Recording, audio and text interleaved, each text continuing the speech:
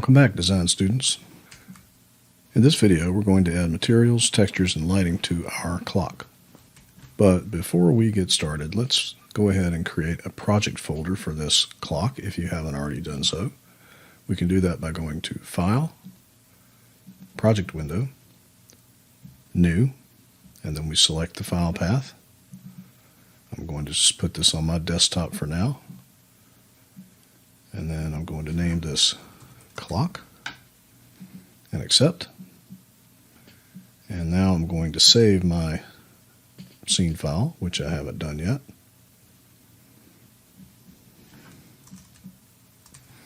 And you can see that it's going in that new project folder that I created called clock in the scenes folder of that project folder.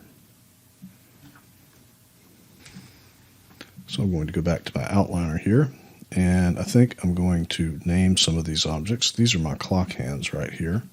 So I'm going to double click on this and name this hand 1 and hand 2. It's always good to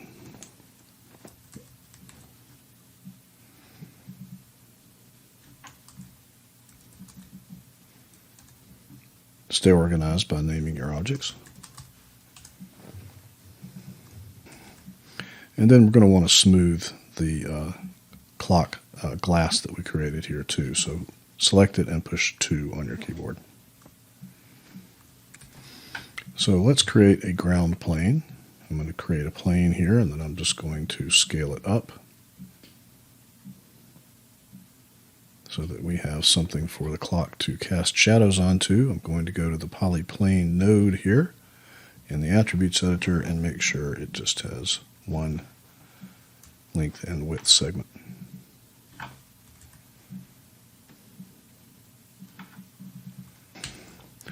So I'm going to create a ground plane here so our clock has something to cast shadows on. Before I scale this up, I'm going to go to the polyplane node and make sure that it only has one length and width segment. And then I'm just going to scale it up so that it covers the whole view.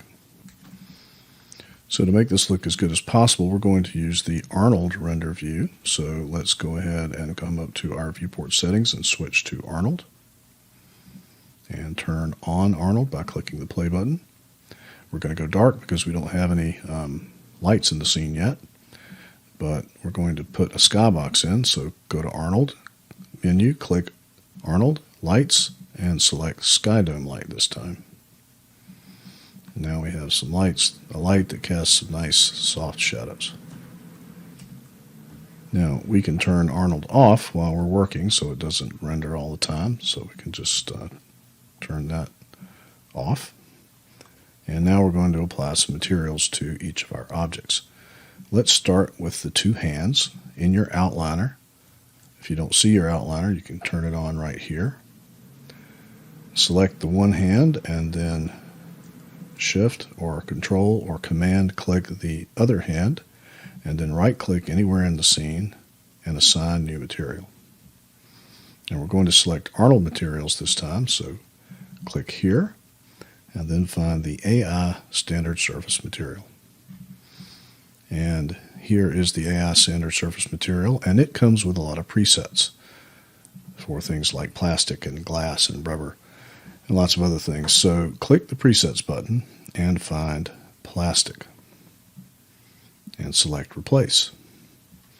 And that gives us a default base color of blue. So let's click that swatch and make this completely desaturated and not quite completely black. And we can't see that yet because the front glass is not glass. So select the front glass and then right click and select Assign New Material, Arnold, AI Standard Surface, and then under Presets, find Glass and click Replace. Now we can see through that glass and we can see our hands. Now let's rename this material Glass 01 because we might have another glass material. And then let's select one of the hands and select its material node and name this one black plastic. That way we can keep track of our materials. Now select the clock body and right click, assign new material. Select Arnold, AI standard surface, and name this one clock body.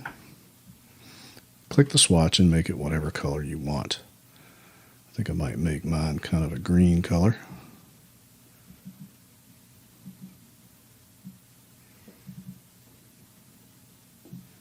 Play around with the saturation and all of that to get different looks. And then I'm going to click the Arnold Render button here to turn on Arnold, and we can see what those materials look like.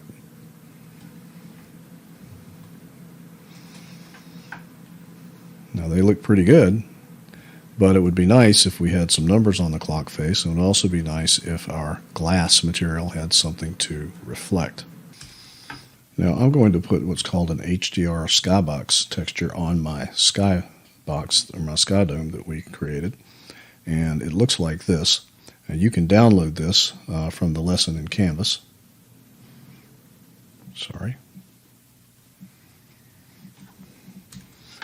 And after you download it, you need to open up your project folder. Here is mine, clock. And you need to find the source images folder and drag that file into that folder, and it will be an EXR file. That's why I couldn't open it in anything but Photoshop. So I'm going to close that for now. And to apply this as a skybox texture, we need to select the sky dome light in the outliner, and we need to come to the color swatch here in its settings. Click this little checkerboard box. That brings up a browser window. Select File, and then this will pop up. Select the file folder, and that will go straight to that source images folder in our clock project folder, and that's why we put it there. Now that that is in there, if we click play for Arnold,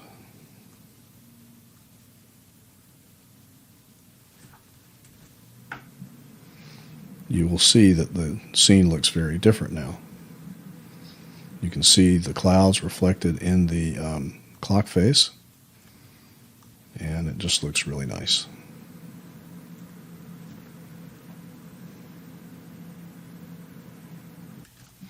Now this clock would be nice if we had a clock face on it.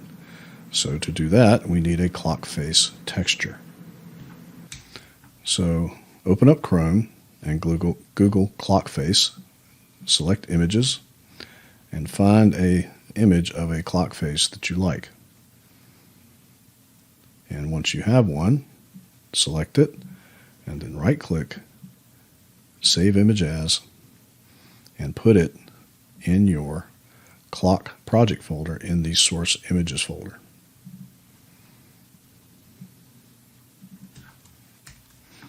So let's turn off Arnold for the time being, and then we're going to select the glass for our clock, and we're going to hide it by clicking Display, Hide Selection, so that we can select these polygons on the inside of the clock face easily.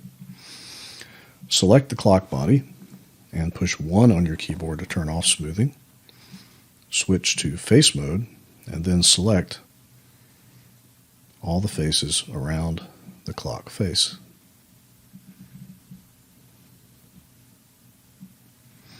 And then sort of spin around the scene, and you can see the skybox clearly when you do that. Make sure you didn't select any polygons you didn't mean to. And then we're going to apply another texture just to these polygons. And then we're going to right click and assign a new material, Arnold, AI standard surface. Click this, and then select 2D textures right here. Then select File, and then you're going to click the little folder like we did last time. That goes straight to the source images folder, and you're going to select the clock face image that you downloaded. Now you don't see it yet because we need to turn this button right here on, textured. And you can clearly see that it's not correct. So we need to fix that. So let's select all the polygons again.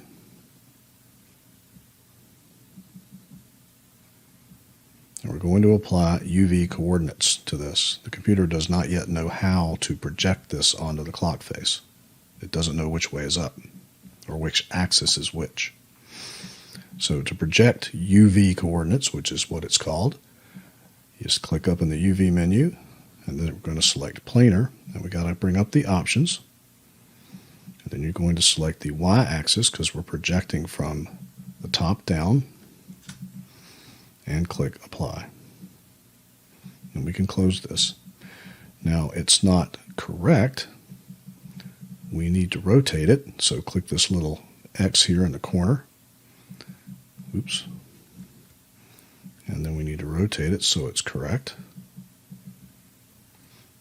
And if it's too big or too small, you can size it like so with the little scale gizmo.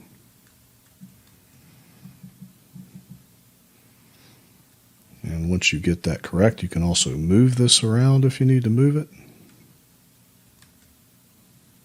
Like so. All you need to do is click away, and then we're going to unhide our glass front by going to Display, Show All. Re-smooth the clock body by pushing 2.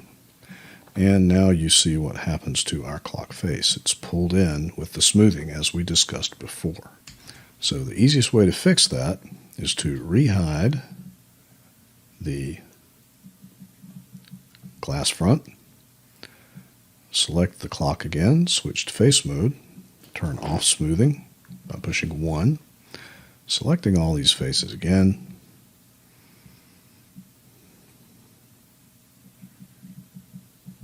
and now we're simply going to detach these and make them a separate mesh object. To do that, we're going to Shift, right-click, and select Extract Faces.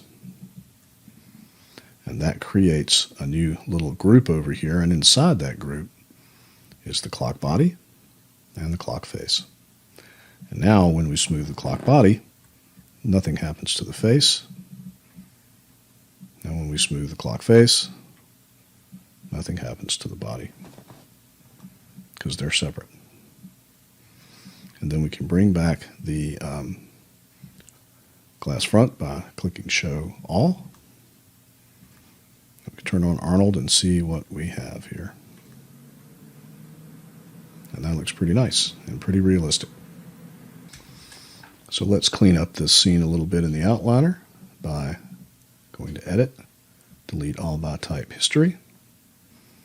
And then we can take these two objects, click and drag them so that they're outside of this clock group that they're in. Once we've done that, we can delete that little false group.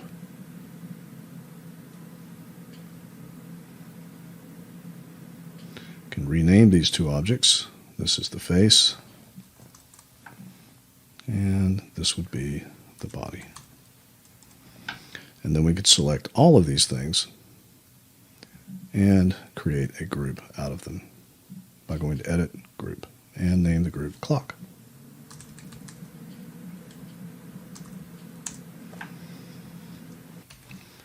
Now, to set up your render and turn it in, you can turn off Arnold rendering here in the viewport.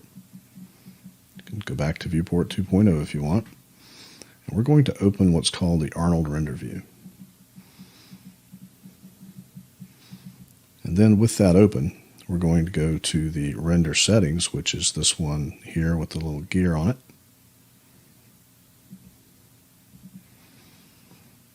And that brings this window up. And then we're going to change to JPEG. And we're going to change our output size from HD 540 to HD 720. And now in this Arnold render view here, we can make it smaller. We can click play, and that will play what the camera sees here. Now we can zoom out or in, and it will update in this window. And we can change how the view is. Now once you get your scene framed like you want, let it finish rendering here. And then we're going to go to File, Save Image, make it a JPEG, and then you can upload it and turn in this assignment. And that is how you make a clock. This tutorial went a lot longer than I thought, but I hope you learned a lot, and I'll see you in the next video.